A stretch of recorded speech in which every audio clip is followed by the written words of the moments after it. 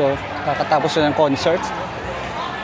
Grabe, pumasok ko dito na parang hindi ko sila kilala. I mean, yung pangalan lang ang kilala ko sa kanila. Tapos, after talaga ng concert, feeling ko 80 na rin ako. Ano? Din sila ngayon. Ongoing yung parang high-buy session nila. Mamaya may photo op tayo. Grabe. Sobrang gagaling. Believe talaga. Pinoy. Ito yung mga fellow content creators. Martin! Tignan natin. Diyan sila. Oh. Let's see. Let's see.